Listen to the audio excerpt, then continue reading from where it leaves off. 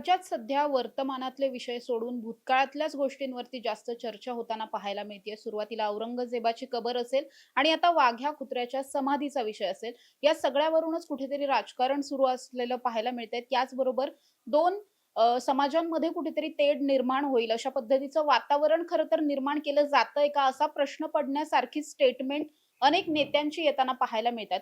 या सगळ्यावरच बोलण्यासाठी माझ्याबरोबर खरं तर होळकर घराण्याचे वंशज भूषणसिंह राजे होळकर आहेत. सर काय सांगाल तुम्ही? एकंदरीत ही सगळी स्टेटमेंट्स पाहिली किंवा वाघ्या कुत्र्याच्या समाधीचा मुद्दा पाहिला. होळकरांचे वंशज म्हणून तुमची भूमिका काय? माझी भूमिका सगळ्यात पहिले हीच आहे, की शिवाजी महाराज किंवा होळकर घराणं असेल, या सगळ्यांनीच सगळ्या जाती धर्मांना सोबत घेऊन हिंदवी स्वराज्य उभारलं, त्याच्यासाठी प्रयत्न केले. जातीपेक्षा कर्तृत्वाला महत्त्व दिलं गेलं आणि कर्तृत्ववान लोकांना घेऊनच राज्य उभारलं जातं त्यावेळेला सुद्धा आणि आज सुद्धा. आता दुर्दैवानं अशी परिस्थिती झाली आहे, की राजकीय हितासाठी किंवा इतर कारणं असतील ज्याची त्याची.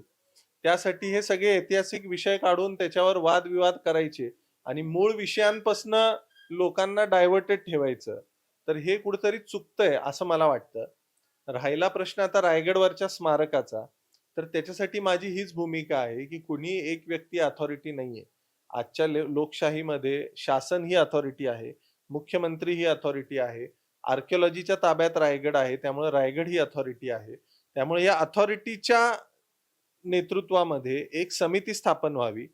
त्या समितीमध्ये दोन्ही बाजूची लोकं असावीत, इतिहास अभ्यासक असावेत.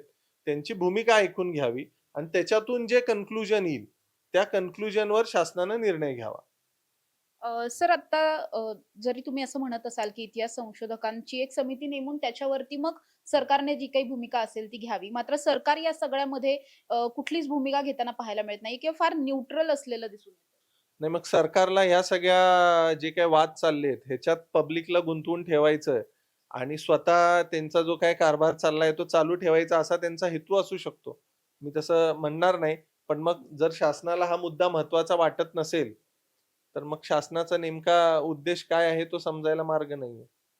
सर तुम्ही वेळोवेळी असं सांगितलेलं आहे, की भोसले घराण्याचे म्हणजे अर्थातच छत्रपती घराण्याचे आणि होळकर घराण्याचे संबंध हे कायमच चांगले राहिलेले आहेत. या सगळ्या मुद्द्यावरती सुद्धा संभाजीराजेंनी जेव्हा हे पत्र दिलं आणि त्यापासून हा सगळं खरं तर वाद चालू झाला. तुमचं काही पर्सनली त्यांच्याशी बोलणं झालंय? नाही, आमचे संबंध चांगले आहेत. आमचं समारंभात ह्याच्यात भेटणं होत असतं. अनेक घराण्यांच्या बरोबर चांगले संबंध आहेत. तो विषय इथं नाहीये. हा इथला विषय हा ऐतिहासिक आहे. ज्याच्यावर आता आपण बोलतोय, ज्याच्यामुळे वाद निर्माण झाला. आणि ह्याच्यात होळकरांचा रोल कुठे येतो, तर त्या शिवसमाधीसाठी होळकरांनी निधी दिला. इथून होळकरांचा रोल येतो आणि त्या निमित्तानं होळकरांची बदनामी होतीये.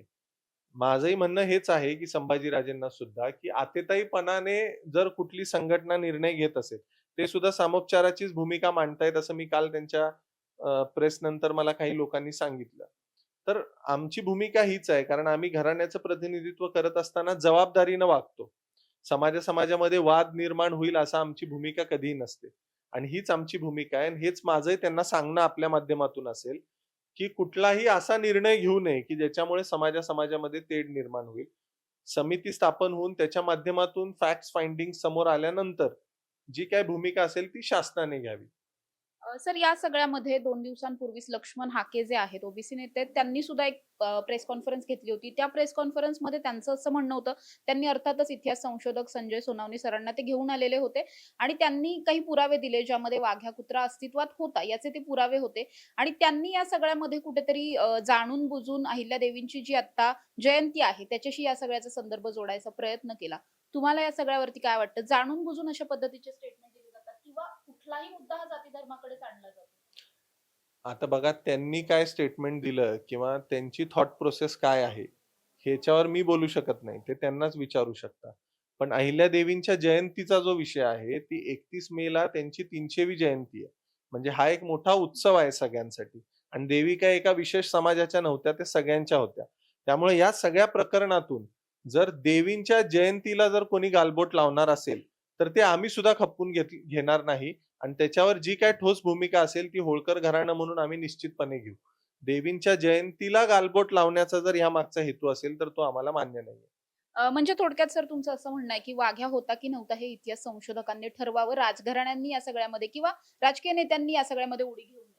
एक्झॅक्टली मला हेच म्हणायचं आहे, की हे कुठल्याही राजकीय पक्षाचा किंवा राजकीय नेत्याचा विषय नाहीये. हा इतिहासाचा विषय आहे आणि ह्याचे फॅक्ट समोर आणून दोन्ही बाजूचे जे इतिहास अभ्यासक आहेत, त्यांनी समोरासमोर बसावं. एक न्यूट्रल समिती शासनानं नेमावी आणि त्या समितीच्या कन्क्लुजनमध्ये जे येईल, त्याच्यात आपण पुढे जावं. आता ह्याच्यात एक महत्त्वाचा मुद्दा हा राहतो, की नेमकं दुखणं काय आहे? वाघ्या कुत्र्याचं दुखणं आहे, की होळकरांच्या नावाचं दुखणं आहे? हा पण मुद्दा स्पष्ट व्हावा. होळकरांनी जर निधी दिला होता, तर होळकरांच्या बद्दल आक्षेप असायचं काहीच कारण नाहीये. मग समाजाच्या भावना होळकरांच्या निधीमुळे त्याच्याशी जोडलेल्या आहेत आणि त्यामुळं होळकरांच्या निधीबद्दल किंवा होळकरांनी जे काम केलं त्याच्याबद्दल किंतु परंतु असायचं काही कारण नाही. ह्याच्यावर स्पष्टता व्हावी. होळकरांनी निधी दिला हे तर सगळ्यांनाच माहिती आहे सर. पण या सगळ्यामध्ये काही लिखापडी तुमच्याकडे आहेत ज्याच्यामध्ये कुठे वाघ्याचा उल्लेख आहे किंवा असं काही आहे? हजारो कोटींचं काम होळकर घराण्याने या भारत देशामध्ये केलेलं आहे. प्रत्येक गोष्टीची नोंद सापडेल असं नाहीये. पण रायगडासाठी ₹5,000 निधी त्या काळामध्ये दिला गेला. ह्याची नोंद सापडते. त्याचे डिटेल तपशील ज्या संस्थेने त्यावेळेला काम केलं त्यांच्याकडे असतील. सर आणखी एक प्रश्न अगदी महत्त्वाचा वाटतो. राजघराणे म्हणून अनेक राजघराणी आहेत महाराष्ट्रामध्ये आणि आता कुठेतरी जाणून-बुजून इतिहासातलेच काहीतरी विषय काढायचे आणि त्यावरती राजकारण करत राहायचं. सध्याचे जे मुद्दे महत्त्वाचे आहेत त्याच्याकडून कुठेतरी जनतेचं लक्ष भरकटवायचं असं एकंदरीत राजकारण चालू असलेलं पाहायला मिळतं. तुम्हाला एक जबाबदार घराण्याचे वंशज म्हणून किंवा एक तुम्ही एका समाजाचे लोकप्रतिनिधी आहात थोडक्यात. त्यामुळे तुम्हाला या सगळ्याकडे बघून काय वाटतं? आणि मला ह्या सगळ्याकडे बघून याच गोष्टीचं दुःख होतं, की आमच्या पूर्वजांनी आणि सगळ्याच महापुरुषांनी एक सुजलाम सुफलाम भारत, जिथं सगळे जातीपातीचे लोक आनंदाने राहतील, एकमेकाच्या कोऑर्डिनेशननं राहतील, हाच विचार केलेला होता. आणि आज त्यांच्याच नावाचा उपयोग करून आपापसात जर भांडणं लावत असतील लोक, तर हे चुकीचं आहे. हे आम्हाला मान्य नाही, एक्सेप्टेबल नाही. आणि म्हणून कुणाला काय म्हणायचं ते असू द्या. आम्ही आमची भूमिका जी आहे ती स्पष्टपणे नेहमी मांडत असतो. राजकीय विचारधारेच्या पलीकडे जाऊन आम्ही ही भूमिका मांडत असतो. कारण हा राजकीय विषय नाहीये.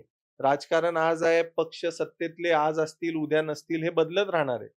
पण महापुरुष, सामाजिक सलोखा हा पिढ्यानपिढ्या व्यवस्थित राहायला पाहिजे हीच आमची भूमिका. या सगळ्यावरती मुख्यमंत्र्यांना भेटणार आहात किंवा पत्र देणार? निश्चित देवेंद्रजी हे एक समजूतदार नेतृत्व आहे. त्यांना भेटून मी निश्चितच ही सगळी माझी जी खंत आहे ती त्यांच्याजवळ मांडणार आहे आणि त्यांना विनंती करणार आहे, की आपण त्याच्यात योग्य ती भूमिका घ्यावी. नक्कीच आपण बघतोय, की भूषणसिंह राजे होळकर माझ्याबरोबर होते. जसं त्यांनी सांगितलं, या सगळ्या प्रकरणावरती त्यांची थेटपणे भूमिका आहे, की इतिहास संशोधकांची एक समिती स्थापन करावी. या समितीच्या माध्यमातून सगळे पुरावे समोर आणले जावेत आणि त्यानंतरची जी काही भूमिका असेल, ती राज्य सरकारने घ्यावी.